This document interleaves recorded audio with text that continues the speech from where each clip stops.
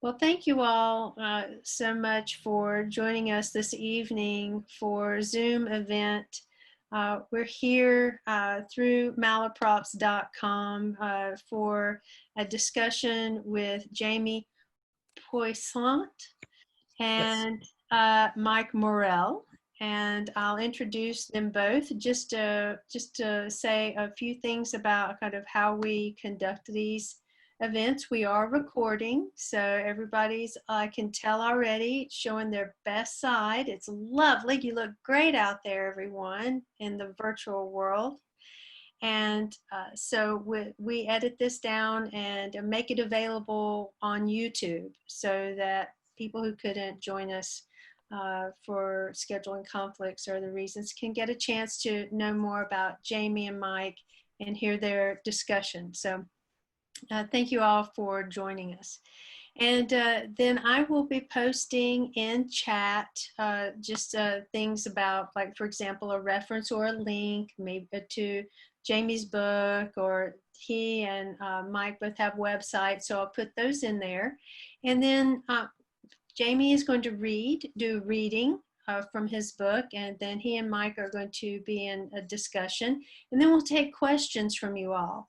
And the way I'm going to give you an example now, the way we would ask that you do that is just type the letter Q. I'm putting this in chat now.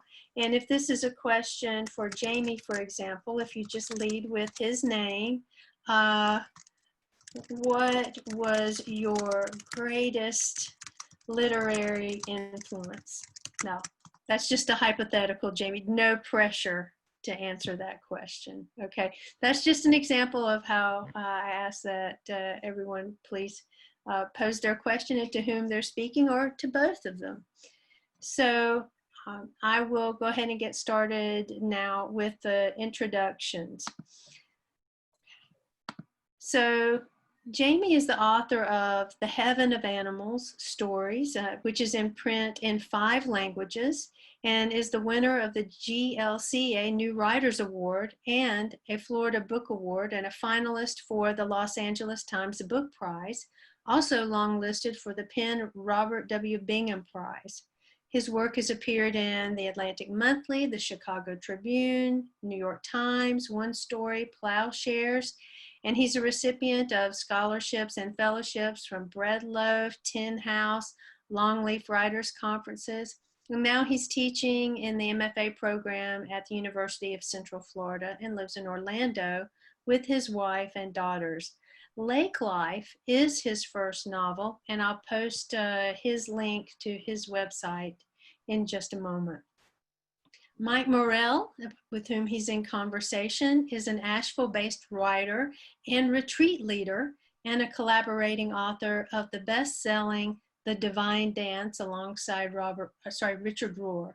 He's a founding organizer of the Justice, Arts, and Spirituality Wild Goose Festival, and I'll post the link to his website in just a moment. If you are here, hopefully you've decided to purchase the author's book or books this evening, and we ask that you purchase from Malaprops, because when you do, you're supporting an independent bookstore and keeping more dollars in our community, and telling us how important it is to have events like this one between Jamie and Mike. So it's my pleasure now to hear this wonderful conversation, I know, between Jamie and Mike. Thank you. Thank you. Thank you so much, Patricia. Can everyone hear me okay? Can you just give me a thumbs up if you're able to hear me and the volume is good? Okay, wonderful. Thank you. I just want to start by saying what a pleasure it is to be here. This was, I know, in part facilitated by my amazing publicist Heidi at Simon & Schuster, and also in part with the help of my good friend Kim, who we miss in Orlando, but you all are lucky to have her back in North Carolina. This is such an amazing story. I just saw that you'll all be launching Ron Rash's next story collection later this month, and he's a literary god to me. So to be able to be an opening act for him feels like a real honor. His stuff is incredible. And then to do this, of course, with my friend Mike. Mike isn't just an amazing writer. That book, The Divine Dance, if you don't know Richard Rohr's work, it's incredible, and he co-wrote that with him, so it's definitely worth checking out. But Mike was also my college roommate, so this is special and emotional and fun. But before we get into the questions and more with Mike, I do want to read from the novel. I promise I'll keep it brief. I know Zoom readings aren't quite the same as in-person readings, but to kind of give a flavor of the book, I think it's helpful to read the first chapter. So I'll be doing that. With fair warning, it's a tough chapter to get through, and there are 6 viewpoint characters in this book. The first chapter belongs to the most difficult of those viewpoints, the eldest son of the family. His name is Michael, and he has strong opinions, and he doesn't always have the cleanest mouth. So, but this is his point of view, and this is how the novel begins. Chapter 1. The boy on the back of the boat laughing. The sky, pewter-stamped in threatening rain. Michael Starling, age 33, warm on his father's boat, watches the other boat, the boy, the bay, the water that will never be his because Michael's parents are selling the house. Yesterday they arrived, Michael and Diane, Jake and Thad, and were given the news Richard and Lisa Starling will not be retiring to the lake. In a week, the Starling family summer home will be sold so that Michael and Thad's parents may retire instead to a pocket of Florida shore that screams margaritas and sand and all things distinctly un-Starling. This decision is not like Michael's parents. They're not Florida people. They're ex-hippies, academics. They're lovers of cold mountain lakes and clear, cool streams, of trees that change color in the fall. Their summers are North Carolina summers, starry skies, and the converted double-wide the family affectionately calls its cabin in the woods. What has become of Michael's parents? Who are these brave fools who splash before him, bobbing in swimsuits and inner tubes in the calm waters of a Lake Christopher summer day? On shore, a heron picks through reeds for fish. Above, clouds cover and uncover the sun. A morning on the lake, sandwiches swimming, this was their plan before the rogue vessel arrived, unzipping the water behind it, never mind swimmers or the bays enforced no wake speed. The boat dropped anchor too close, and the man at the wheel uncovered his head and waved with a hat from the deck. He whooped, spat a wad of tobacco overboard, then turned up his music very loud. This is not good lake etiquette. This is not done. Lake Christopher is not a party lake, and this is not a noisy bay. Longtime residents work hard to keep it that way, having survived decades of development and 2 challenges of eminent domain. The interloper blasts Jimmy Buffett, the party barge, stenciled pink on its side. Its pontoons gleam gray under a gray sky. Michael's father doesn't seem to mind. Join us, he calls to the man with the captain's hat. Then everyone from the party barge is in the water, all but the boy, swimmer's ear, his mother says, a shame, and his older sister left aboard to watch the boy. Soon, though, the sister is under the canopy on her back on the deck of the boat, eyes closed, earbuds in, and Michael watches the boy and wants a drink. The boy is 4, maybe 5. Where his biceps should be are pumpkin-colored water wings. He moves to the outboard motor, then straddles the cover, a jockey in silver swim trunks. His horse is tattooed Evinrude, his racetrack the sun-dappled water in his wake. Giddy up, he screams. Some might find this cute. Michael does not. The inflatables bulge like blood pressure cuffs around the boy's arms. One hand releases an invisible rein, and the boy minds a bag of Cheetos in his lap. He turns his head to observe his sister in the boat, his parents swimming 50 yards away. Michael follows the boy's line of sight. When he looks back, he finds a finger. It is a middle finger, the signature neon of Cheetos, and it is raised in Michael's direction. Michael shuts his eyes. Why is he watching over this child? He doesn't even like children. He opens his eyes, and the boy sticks out his tongue. Hey, Michael wants to call to the negligent parents. Your shitty kid is giving me the finger, and your other shitty kid is asleep. He should be sleeping, but Michael's head has bats in it. Sobriety is wings in the skull. It's echolocation behind the eyes. He needs vodka, but this morning he woke to an empty orange juice jug and no good way to sneak liquor undetected onto the boat. His family will put up with a lot, but not vodka before noon. The boy raises the chip bag to his mouth, and his chin and chest are dusted orange. Then he drops the bag into the water. He stares at Michael, daring him to speak. It's a new sensation, being bullied by a child, and Michael can't say he cares for it. He cradles his head. He misses his liquor. He doesn't miss his house. He'd rather be here than back in Texas. He's spent every summer on this lake since he was 2, and if there's a place Michael feels at peace, it's here. The boy draws himself to his knees and peers over the motor cover's edge. The boy's family isn't from here. Michael had them pegged for out-of-towners, but out-of-towners pilot marina rentals, and this is no marina rental. This pontoon is an Avalon Ambassador 90K on a good day, a watercraft that makes the Starling's 6-seat fishing boat the seafaring equivalent of Tom Hanks' Castaway Raft. Michael's father christened theirs the Sea Cow, hand-painting the name on the gunwale in blue house paint that 30 years later has faded. No, these people, the mother with her Dolce & Gabbana sunglasses, the father with his faux naval captain's cap, they aren't locals or vacationers. They're newly minted lake house owners, breaking in the captain's midlife crisis present to himself. Even as the ambassador entered the bay, the mother was probably cutting price tags from the stack of towels at her side. These are loud people who loudly flash their wealth around. To Michael, these people are everything that is wrong with America in 2018. Speakers thump, guitars strum, and for the love of all that is holy, would someone get Jimmy Buffett a cheeseburger already? At the shoreline, the heron lunges and comes up with mud.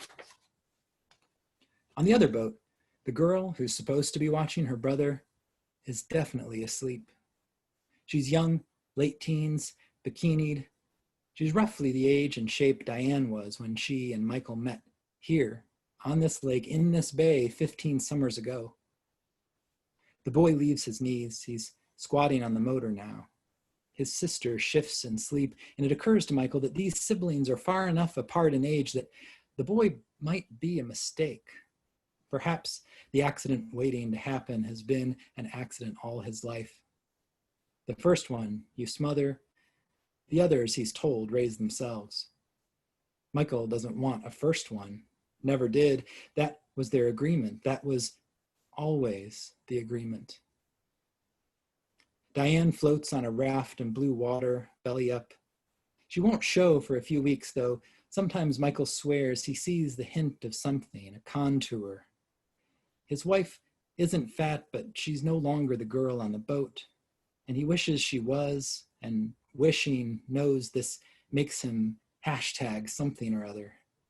He doesn't want to be whatever wanting a fit younger wife makes him, but wanting not to be won't ease the want. He misses youth, his own and his wife's. Does this make Michael sexist? His mother would say yes. His father would say no. Thad, his brother, wouldn't care, and Jake wouldn't know what Michael was talking about. Jake, Dad's rich, attractive, slender boyfriend, is young. He's naive. He lives in New York and makes paintings for other rich, attractive people who live in New York. As far as Michael can tell, Jake's interest in other people extends only as far as the dollar signs attached to his canvases. In the water, Jake and Thad toss a football. Michael's father and the captain laugh. The mothers tread water, talking. Diane between them on her raft. The girl on the pontoon boat sits up. She says something to her brother that Michael can't make out over the Jimmy Buffett song. She pokes at her phone a minute, then lowers the phone, lies down, and shuts her eyes. From her raft, Diane won't look at Michael. For 15 years, they were so happy, or happy enough, or content at least, before Diane upended everything. People change, she said. Michael's not so sure. Did his wife change, or did she trick him? Is this what she wanted all along? Michael moves to his father's chair at the helm and flips on the fish finder. The depth here measures 60 feet. At the 50-foot mark, something big drifts gray across the screen, a catfish maybe, or a tree branch, settling into underwater rot. His mother adjusts her broad-brimmed sun hat. The cancer hat, she calls it, an attempt at levity that every time makes Michael cringe. Probably she's telling the other mother about the skin cancer she beat. And again, Michael thinks, Florida, seriously. The bats cavort. Soon his hands will shake. He really, really, really needs a drink. The boy perched on the motor flips him off again. The sister's earbuds have popped out, and her mouth is slack with sleep. The bird in the reeds gives up and lifts off fishless. The boy watches, and Michael follows the boy's eyes following the bird. The boy smiles. He stands. Then he's overboard. His body tugs him under, and the water wings rocket from his arms like champagne corks. A hand breaks the surface, slaps, but the float slithers, amphibious from his grasp. The hand does not break the surface a second time. And only Michael's seen the boy stand, then fall, the seat of his swim trunks hitting the shell of the motor hard, seen him slip over the side, seen in the eyes of the child, water below and sun above, a transmission. One word, telegraphed from boy to man, and that word was please. Michael rises, kicks off his shoes, and sheds his shirt. He calls to the others, a cry he can't be sure is heard over the music blasting from the boat. He dives, he swims, he turns his face to take a breath and calls for help again. But he cannot stop. He cannot break his stride. No splashing ahead, no hands. 3 more strokes and Michael's close enough. He takes a breath and dives. He's seeking silver swim trunks or teeth, anything that might catch light in the belly of a lake. But 10 feet down, the light is scarce. The water turned to murk. He pinches his nose, pushes air from his ears to equalize the pressure. 15 feet, 20, blind but grasping, water in fistfuls, but no boy. He tunnels, pulls. How deep is he? How fast does a body sink? The light is gone and the water grows colder the deeper he goes. Whatever happens, he mustn't lose track of up and down. In high school, he could hold his breath for a minute at a time, but high school was a long time ago. His ears throb, his lungs are lit coals. Wait too long, and he'll take a breath reflexively, and he cannot be underwater when that happens. He has to surface or drown, except a whisper, the dance of something just out of reach, swim trunks fluttering, or the pink of fingernails. Either the boy is below or Michael is dead and dreaming this. And then he has, all right, then he has the hand. He can't see it, can't make out the boy's hand and his own, but he has it. The hand is there, and it is good. It's a hand he can swim with. He'll rise and hold the hand and not let go. Later, in the hospital, Michael will wonder. Say he'd had a drink that morning, just to calm him down. Say the shock of his parents' revelation, the house for sale, hadn't led him to drink so much the night before. He might have held on tighter, risen true. But that isn't what happens. What happens is that Michael kicks the boy. He doesn't mean to, but a body underwater isn't weightless, and swimming with one arm is hard to do. The boy's body drags, it is kicked, and just like that, the hand is gone. He exhales, but there's no air left to leave his lungs. He's swimming the wrong way. The boy is below. Why then does Michael rise? He cannot rise without the child. He must turn back, but his body will not let him. Something in him has taken over, and that something in him wants to live. He kicks, he claws, but there's no light. Impossible to gauge direction without the compass of the sun. And then a vague illumination, an object passing overhead. He's heard stories, catfish the size of zeppelins, sturgeon armored like gators 10 feet long. Unless the thing he sees is his soul rising, leaving him behind. No, he is alive, he lives, and he is swimming. The fish or soul, it grows and he swims toward it. He's lost all sense of distance, space, and time. All dimensions are water. Fireworks go off behind his eyes, and a siren screams for him to breathe. Breathe then, he thinks. Join the boy. Be done with this. Except that Michael's life is not his own. He is going to be a father. His life is marked by that which is in bloom. This truth hits him with a force so great he hardly notices his head striking the bottom of the boat. Then all is water, then light, then air. He coughs, he gasps, he throws up, he breathes. Above him, the girl is screaming. Her brother is at the bottom of the lake. Surely, by now, he rests. Surely he stopped fighting, stopped water calling his sister's name. Michael tastes salt. The salt is blood, and the blood is his. He cannot dive again. He dives again, he'll die. He is a father. His life is not his own. Beyond the boat, others fling themselves from rafts and swim to him, and in the distance, wings, severed from their body, spin, orange, and current caught. They orbit each other, knowing.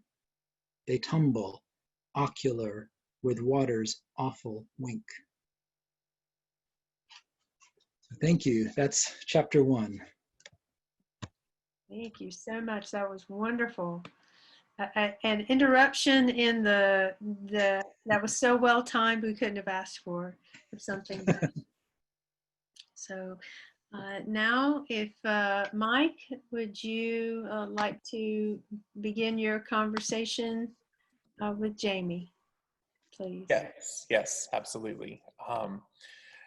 Yes, now for many of you, I imagine you were just hearing that sample for the first time. It's quite the sort of stirring narrative for me. It just sort of builds, like, you know, something awful is coming, and you know, you're not quite sure what.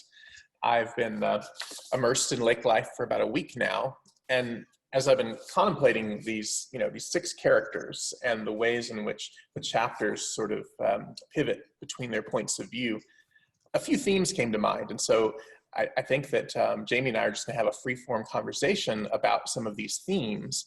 And then, of course, we want to leave room and space for any questions that you might have that you end up asking in the text box. But before I do that, I just want to say briefly, to elaborate a little bit on what Jamie was saying earlier. We are old college roommates from back in the day, a school that some of you may have heard of called Berry College. It's a small private liberal arts school in North Georgia, about 4 hours from Asheville, from Malaprops. And we, didn't have identical upbringings, but we had similar enough upbringings that a lot of the themes and the characters really feel familiar. And then, of course, the fictionalized setting of the novel takes place roughly an hour from here in Asheville. So in terms of the themes, I'm reminded of an album, a compilation that Sony released of Johnny Cash's music about 3 years before he died in 2000. And it was called Love, God, and Murder. And this was, a lot of the themes that Johnny wrote about. And with a slight modification, the first 3 themes that I would like for us to touch upon today are God, sex, and death. And then if we have time, we might move on to family, secrets, and place. So we'll see.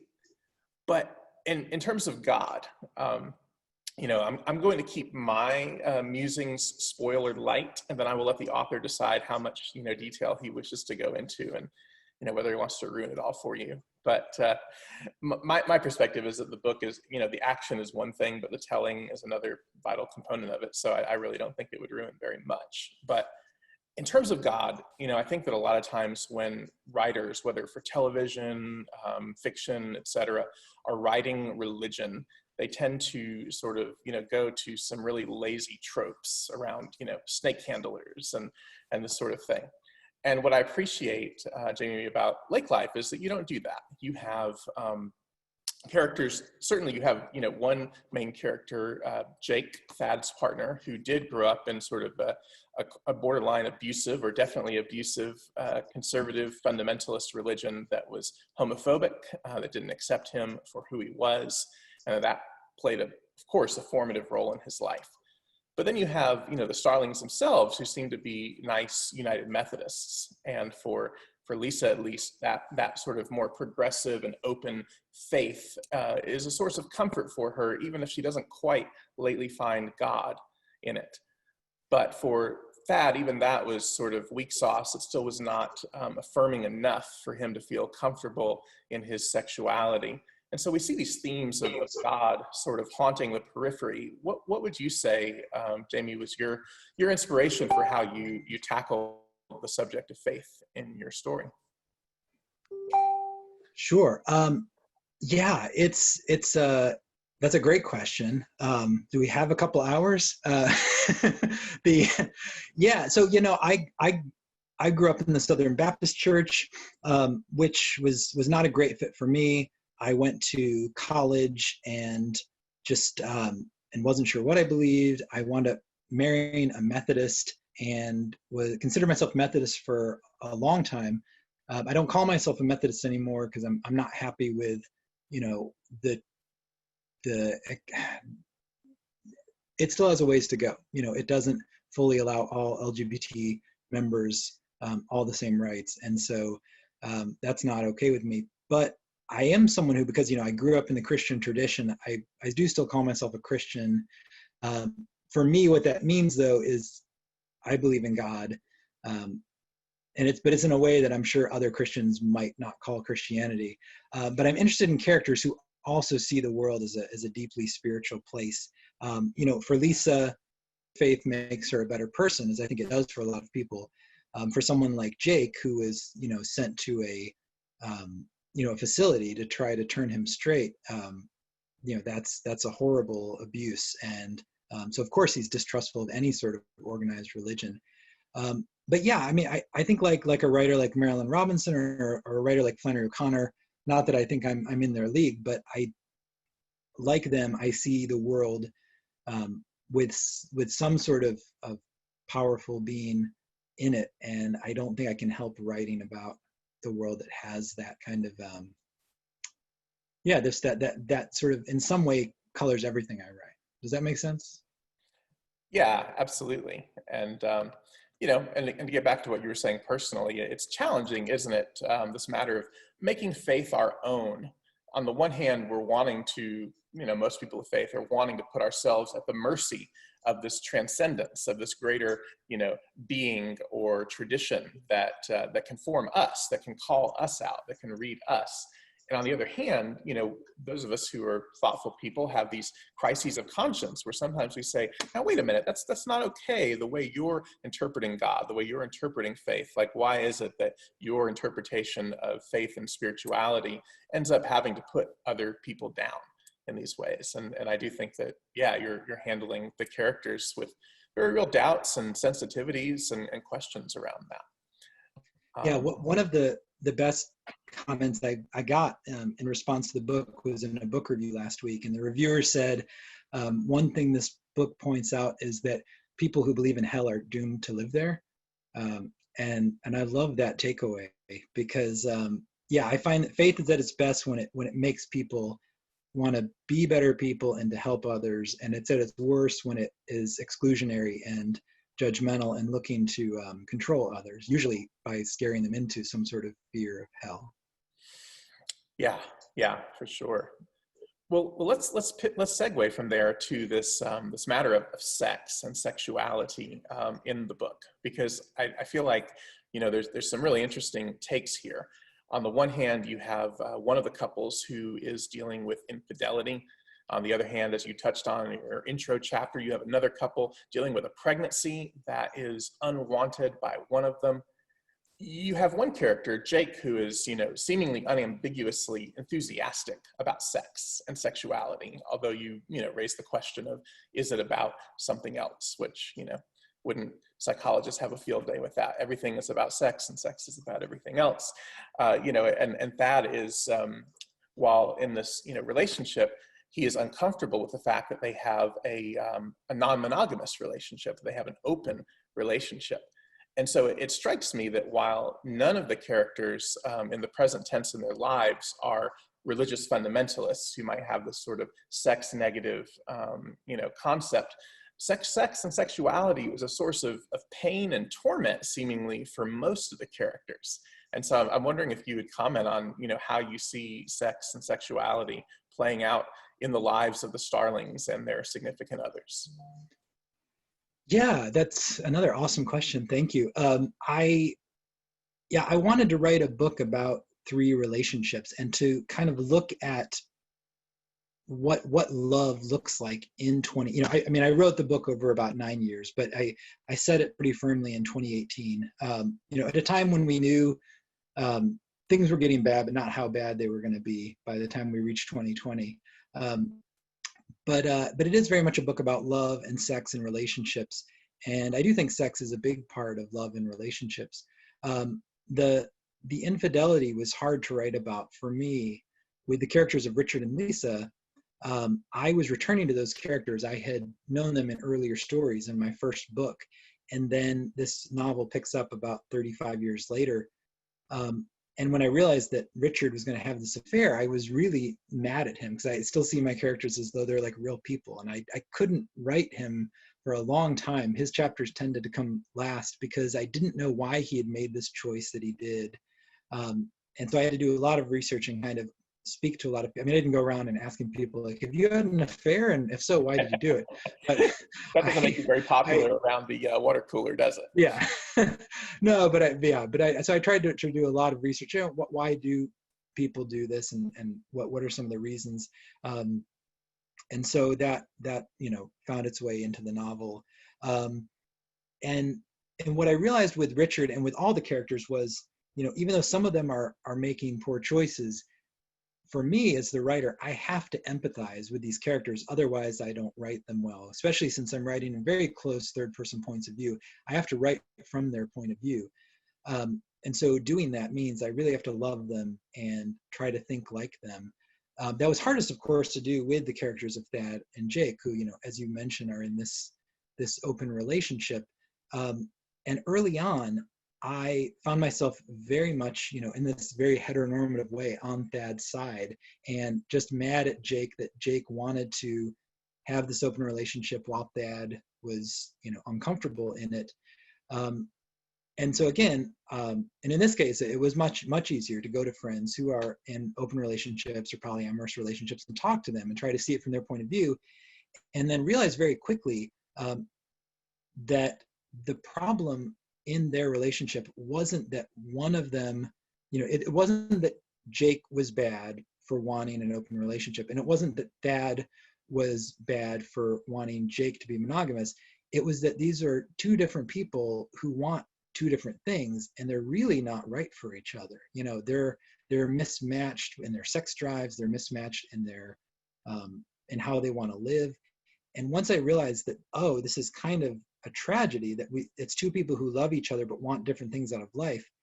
I love both of them, and it was much easier to write their story. And so I won't speak to the second half of the book and how that works out for them in their relationship. And even when the book is finished and all is said and done, I think different readers are going to come to different places about, what will Jake and Thad look like 5-10 years down the road.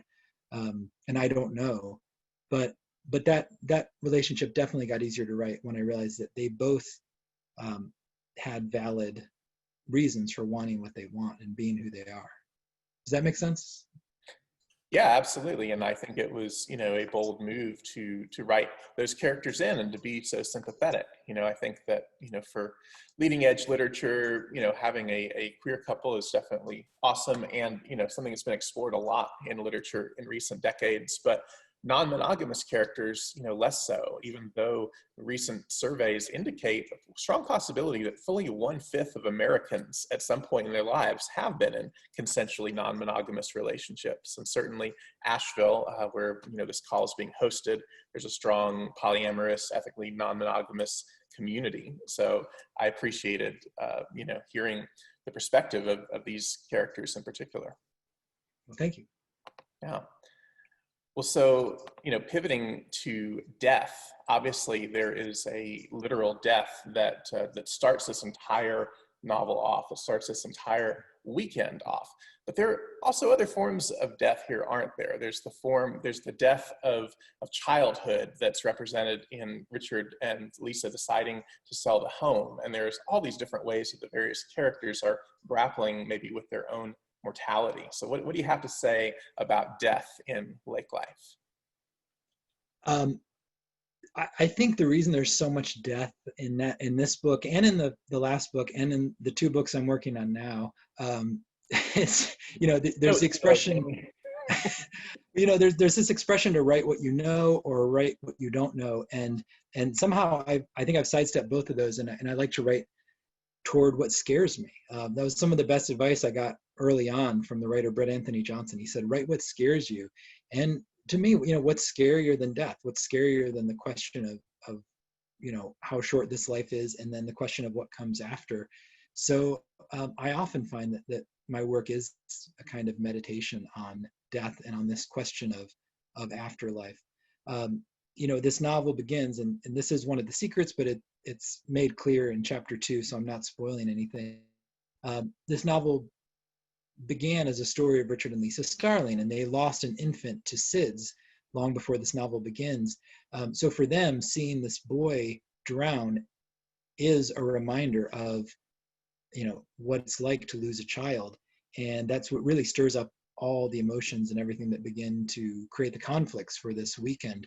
And it's especially important for Lisa to go and find the mother of the boy who died, to try to tell her that, this is something that also happened to me. And when I got about midway through the book and I was ready to write that scene began to change and morph and take me in unexpected places. And so the scene that we get in the book, where I meant to write a scene of Lisa and the boy's mother, becomes a very different kind of scene. And I won't say any more about that because spoilers, but that was one of my favorite scenes to write. And I think that chapter speaks the most to sort of my feelings about how we should and should not talk about death. Got it. Yeah. And, moving on to the theme of family, of course, we've been talking in the context of God, sex, and death so far, but, in a lot of ways, the family unit itself of the Starlings and their significant others are the main character in the story.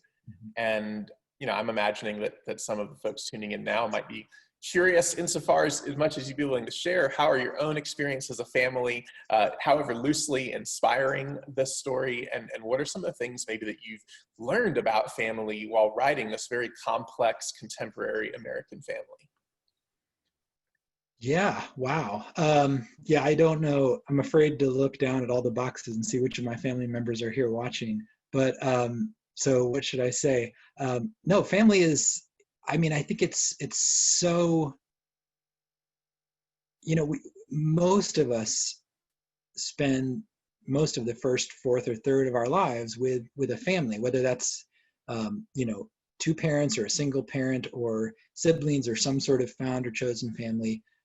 We start usually in a family unit, and then later we get to, if we choose to be with somebody, we get to begin to make families of our own. So, I think most of American life is wrapped up in this idea of family.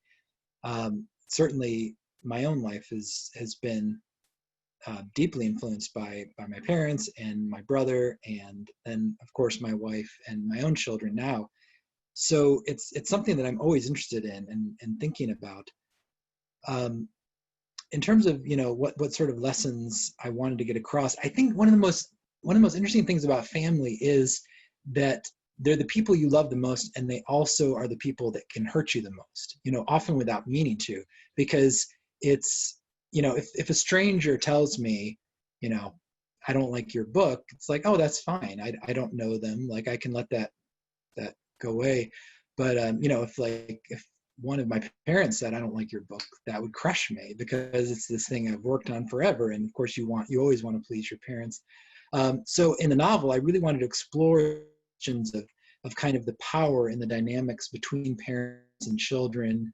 You know, who has the right to say what, and, you know, especially with adult children. You know, I think as a parent, you're always parenting your kids.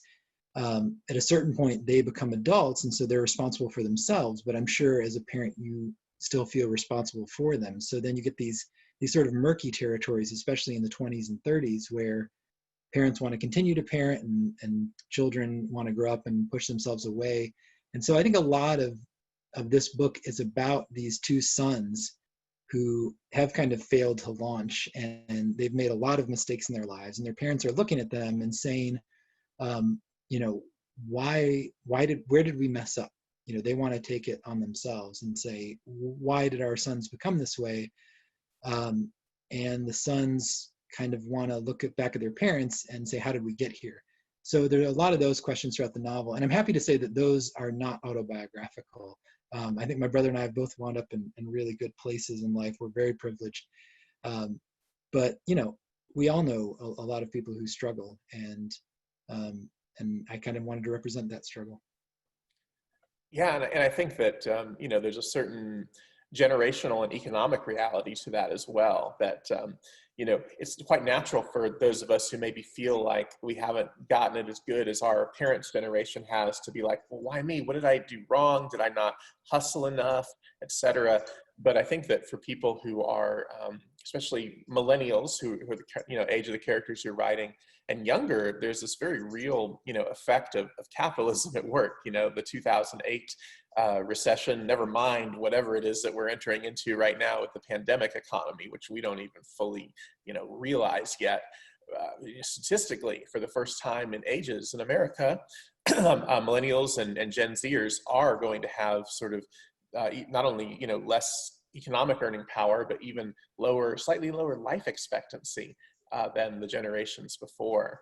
And that's sobering to me. I think that's a real invitation to ask, how is it we structure life the way that we are right now in our current system, and that, you know, creates, like in the case of Michael and Diane, the sense that they're, you know, working these jobs and trying to make ends meet, but they got just a little too much house just before the economy crashed, and they can't seem to stay afloat. I think that's a very important generational question that you're raising there. No, thank you. And that was a huge part of the book for me.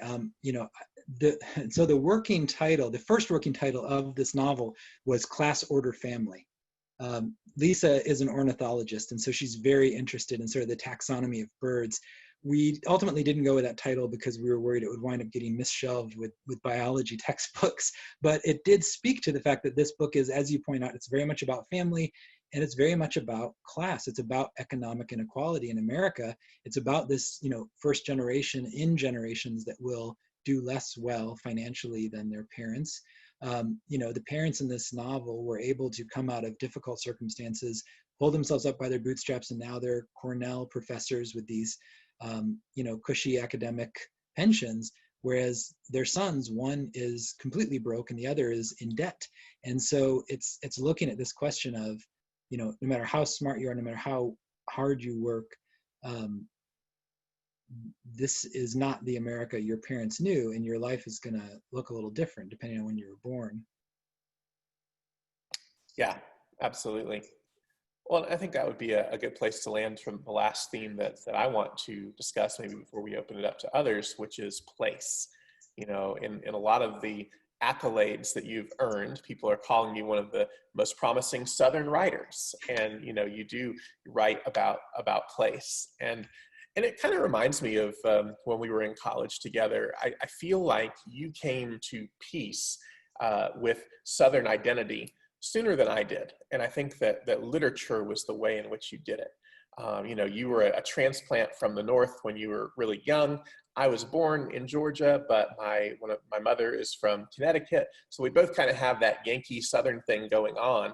And I think that when I was a kid, I was embarrassed by the South. I was embarrassed by what I felt like was sort of backwardness and hickishness and bad commercial country music. And, I just wanted to get out of there as soon as possible.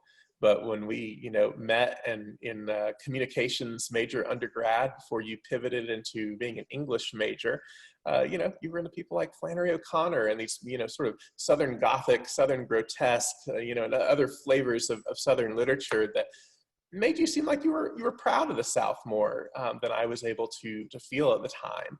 And, eventually I came around. I got to do some travel of my own and loved other places I was, but also realized that the South was not inherently inferior to these other places. And so I appreciate the way in which you write the sort of fictionalized Lake Christopher.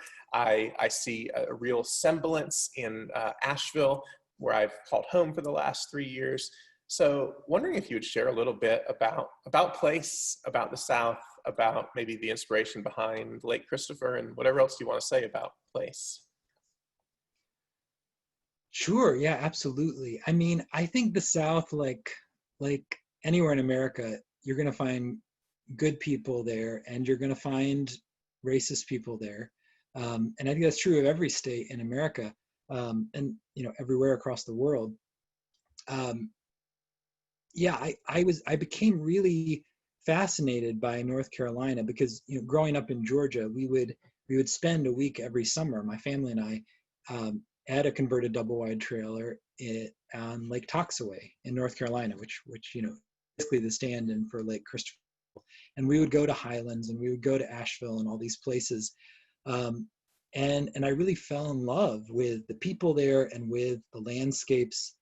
And yet at the same time, when it comes to my politics, it is an uncomfortable fit being in the South or even in Florida where I live now. So it's complicated. It's both things. It's both landscapes and groups of people I love, and then also groups of people who stand for things and believe in things that I don't, and that can at times make the country worse. So yeah, it's difficult. I think we all, when we live in the South, we live in tension for sure. Yeah, definitely. And, I think that I came to new levels of peace with my Southernness, living in Raleigh for 11 years, the home of Reverend William Barber, who started the Moral Monday movement, the Moral Marches, and being a founding organizer of the Wild Goose Festival, where I was networking with thousands of progressive Christians and other people of faith from around the country, but recognizing that the struggle is really alive in the South in a way in which I feel like some, quote unquote liberal cities have become complacent in ways in which they allow racism and other things to sort of fester more institutionally in more polite ways, kind of beneath the surface. And so I appreciate you writing a sort of living color South in terms of at least in terms of the experiences of one family over the course of a weekend. Well, thank you. Yeah. Yeah, well, I can continue to go on, but I'm curious if there have been, if there are any questions from those of you tuning in, whether you happen to have been an early adopter who somehow already has a copy in your hands, or just if our conversation and the chapter that Jamie read today is inspiring some questions in you. What are folks thinking? So I do have one question, well, two questions from one person so far. And please, if you have a question for Jamie, please post as Q and then for Jamie, question for Mike, Q and then Mike. Or if it's for both of them, you can just say Q both, or comments are welcome as well. And kudos and shout outs and virtual high fives are great too. So this is a question about a character. The question is, Is Lisa also the woman who calls her hat her cancer hat? She shares her death fears with others in more ways than one. Yeah, so that's the character of Lisa. That's the mother who had skin cancer and had that removed from her nose. And you know, she's in her 60s, and which, you know, is not old, but she does see down the road, and I think both she and her husband Richard are beginning to face their mortality, and yeah, and so I think her joking about the cancer she battled is her kind of way of dealing with her fear of death. So this is another question, Jamie. During your writing process for this novel, did you let your beta readers read a few chapters at a time, or did you wait until you had a full finished draft before letting anyone see it?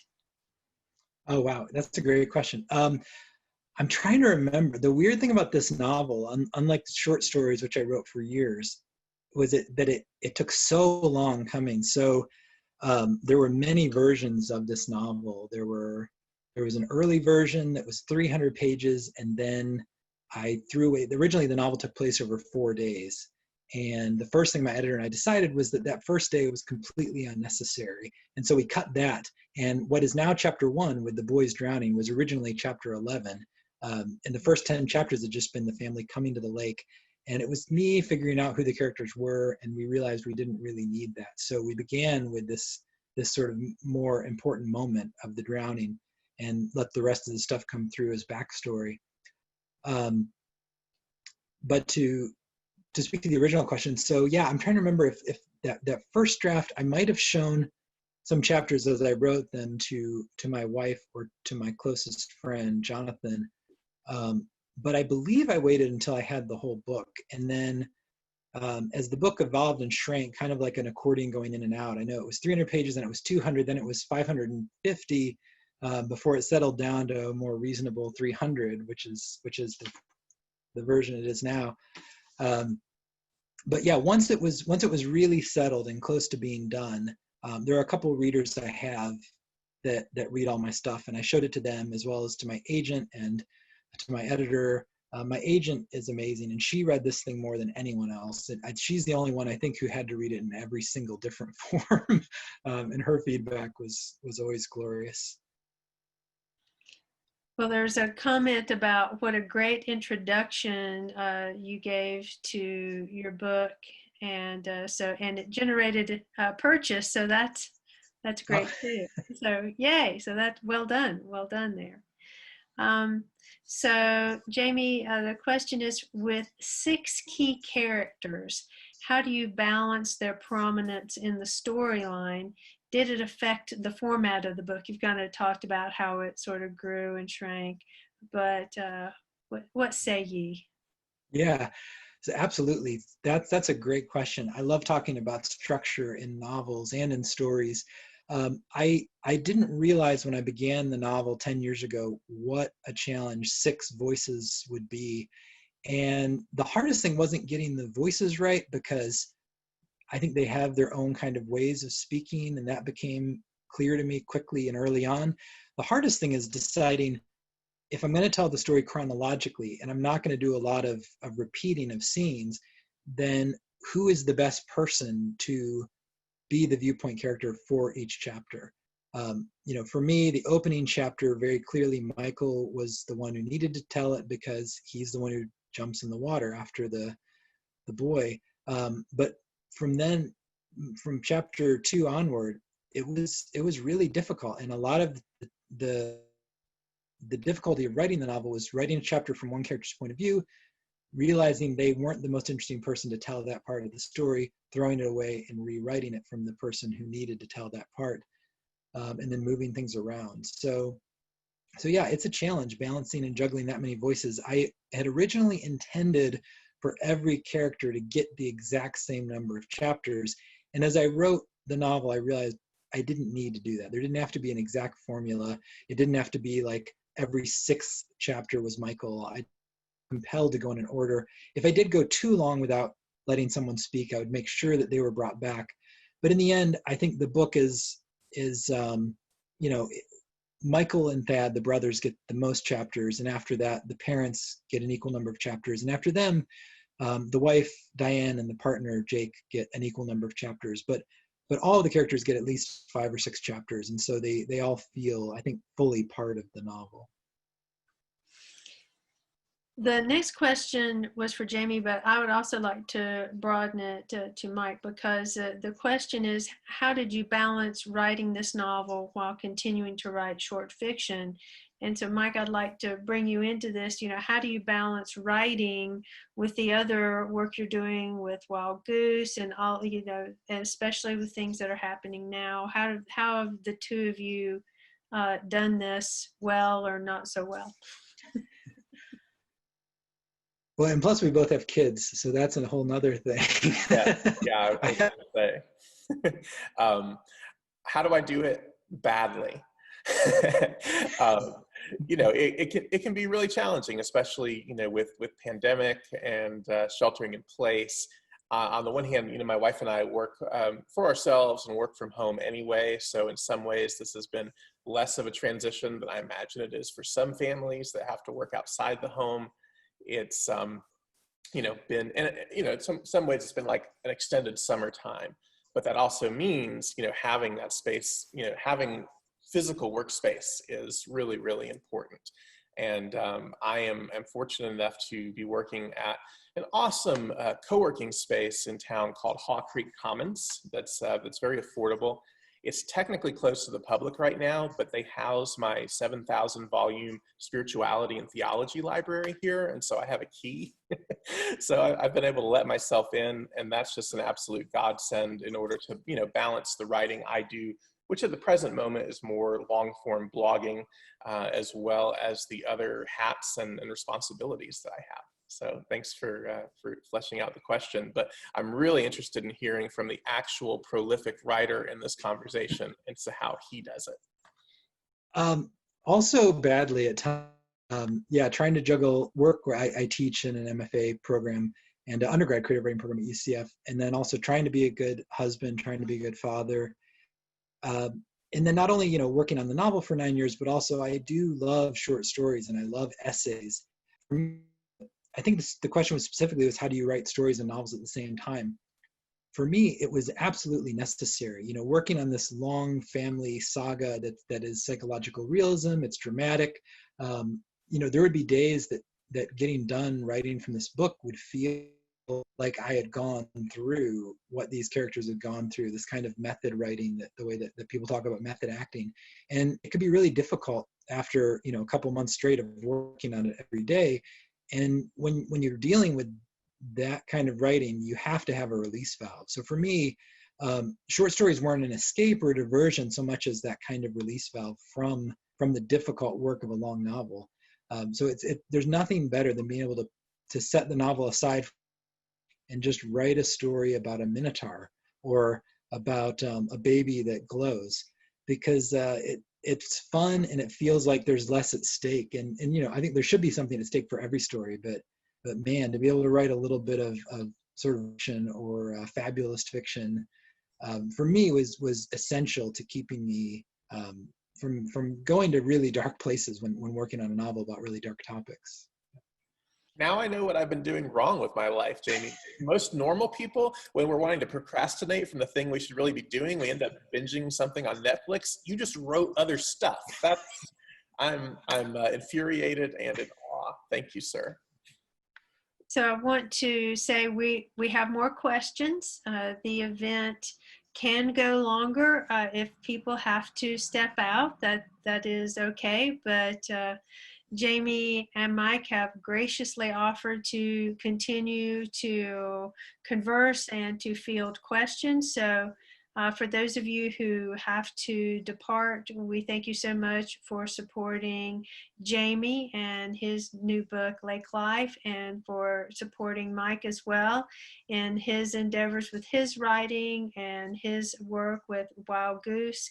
And so we're going to continue to answer your questions as you pose them. And I certainly have one too, but I'll save that for a little while later.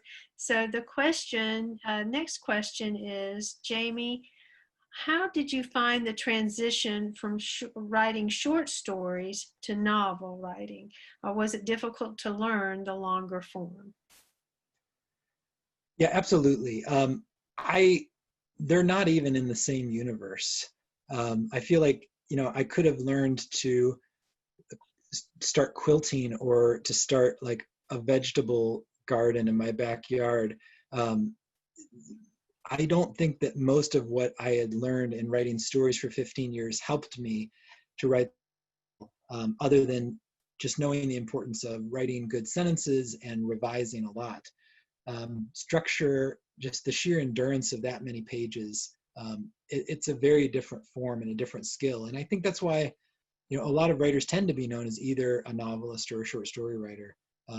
But while I started the novel not really knowing what I was doing, I hope I ended it at a place where I'm now as comfortable in the novel form as the story form. And I love them both. And I'm working on a new novel now. So I think I'll keep doing both forms for as long as I write.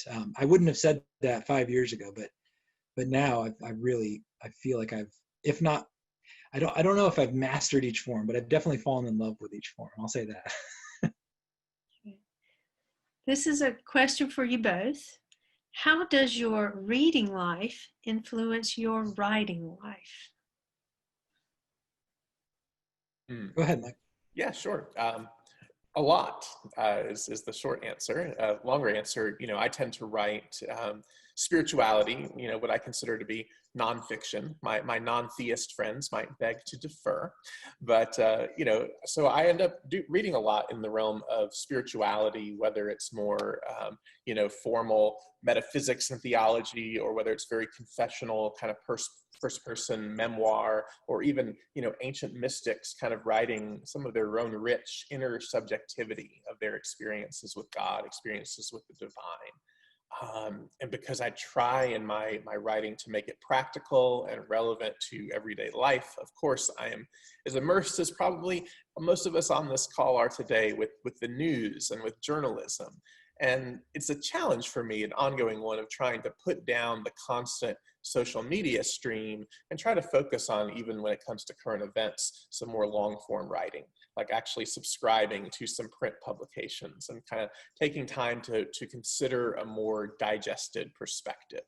But, I would say that writing definitely, and what I read definitely influences my writing, to the point where sometimes I have to remind myself to also get out there and live life.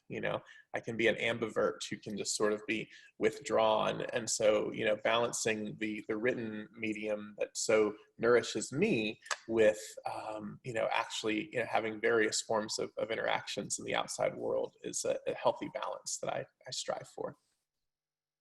Yeah, I can absolutely speak to that too. If I want to write well, I have to start my day with writing.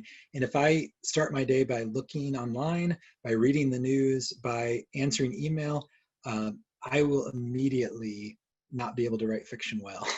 I cannot get in that email voice or in that, Atlantic Monthly article voice without it coming through in my fiction. So it's really important for me to start the day either from that, like, just woke up out of that dream state, or if I can't sort of get a momentum going, the best thing I can do is to read poetry or read a short story, something to really activate the language centers and have me start thinking like a fiction writer.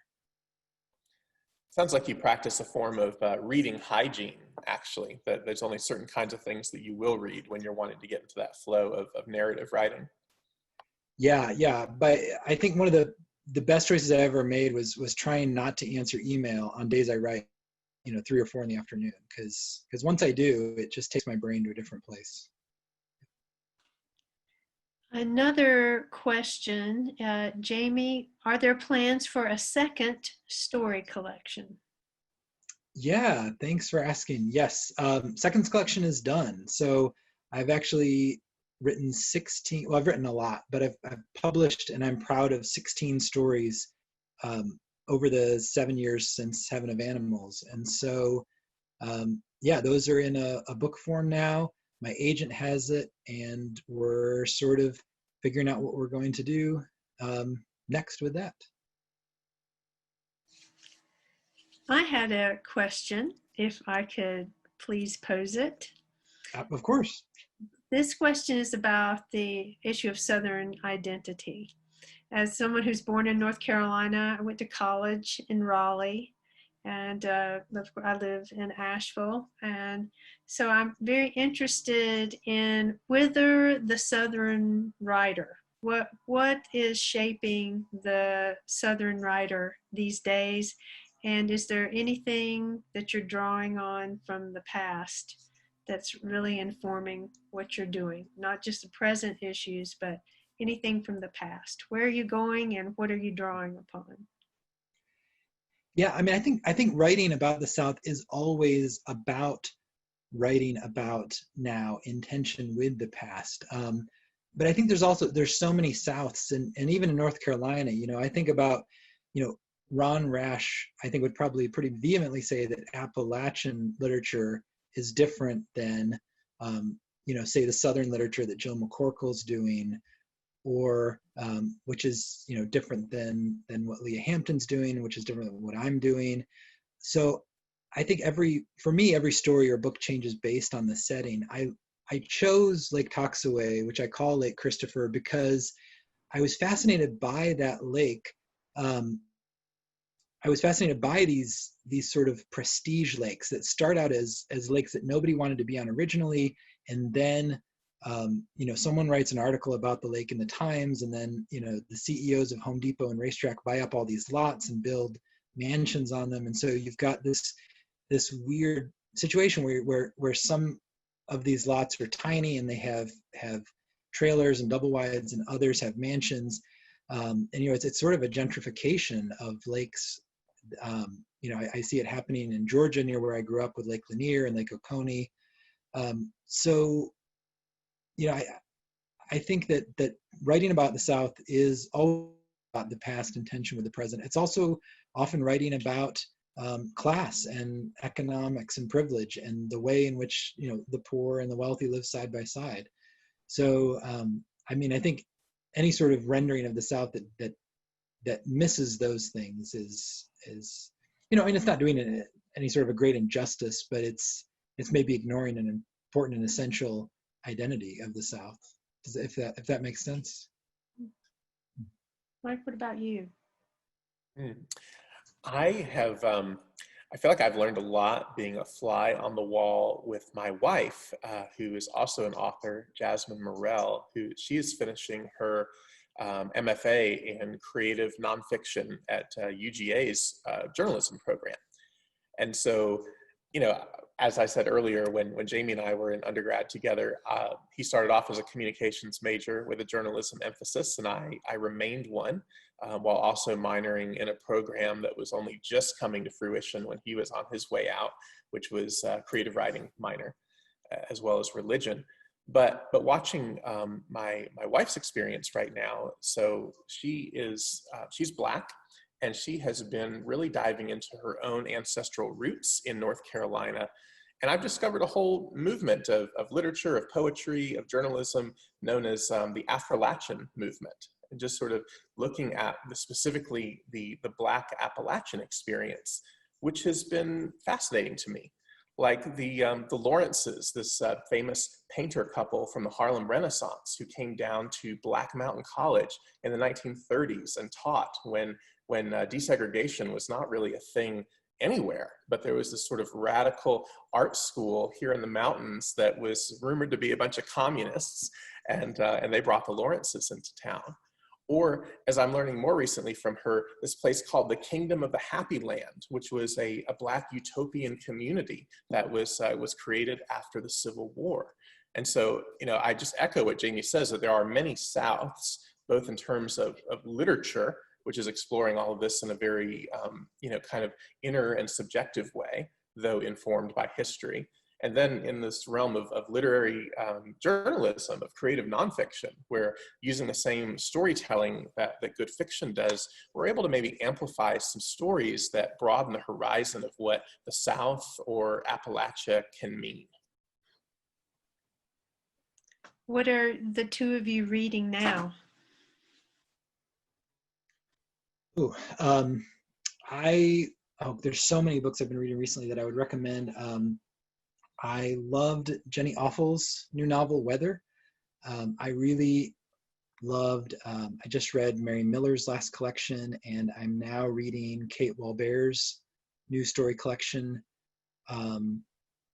What else? I'm trying to read all the books of people that are also coming out this summer. So I'm very excited to read Ron Rash's new book, Jill McCorkle's new book. What else? Yeah, I'll read anything, honestly, like Southern literature, Yankee literature, anything. I love books. So yeah, anything people send me, I read for sure. Well, I'm not trying to be cheesy, but I am reading Lake Life right now.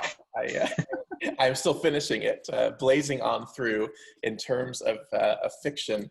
And I also find these days, I work in publishing, even not as a writer. I do a lot of book launches. And so, one book that I've been reading that I've been really excited about recently is called Holy Troublemakers and Unconventional Saints. And it's an illustrated young adults book looking at spiritual troublemakers, ranging from, more ancient times or earlier centuries, such as Francis of Assisi or Rumi, all the way to more recent people like my friends and colleagues like Brian McLaren or the recently late Rachel Held Evans.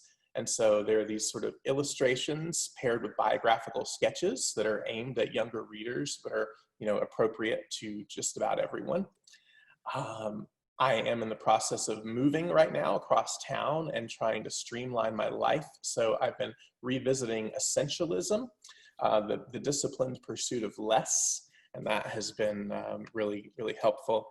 And an older book that was written in 1980 called Lost Christianity by Jacob Needleman. And it's an exploration of the role that the quality of attention plays in religion. That oftentimes we talk about these really big concepts like God and grace and redemption and argue about them, but we're not even fully present to ourselves. We're not even fully present to the sort of intermediaries of being present in ourselves to even have a lever and a place to stand to talk about these big topics. So that's a few. And then finally, I'm going to out Jamie here and say that we're also big comic book buffs when we're being a lot more lowbrow. And in terms of comic books, the recent one that's just really been blowing my mind is called The Immortal Hulk from Marvel Comics. And it's Al Ewing, who has a horror writer background. And, speaking of meditations on death, he's basically turned the Hulk into this undead character and his fellow gamma irradiated host as these people that just can't die. And what does this mean? And where does their power come from? Is it merely science, as we've always assumed in the Marvel universe, or is there something else going on? And I'm pretty sure you have the graphic novels at Malaprop, the collections of these. Highly recommend it if you want some reading that's both escapist, but also, dealing with some really interesting questions. Well, those were robust and thoughtful answers, and I appreciate you both so much. Jamie, congratulations on Lake Life, and someone who lived near Lake Norman and grew up kind of watching the wealth come in near the nuclear reactor. It was definitely something that I'm interested in, that tale of Lake Life instead of Tale of Two Cities. There's one more question. There's nothing like more questions to keep it going. Can you, they want me, this is a question for me. Can you add the links to the recommended books to this chat once it's online?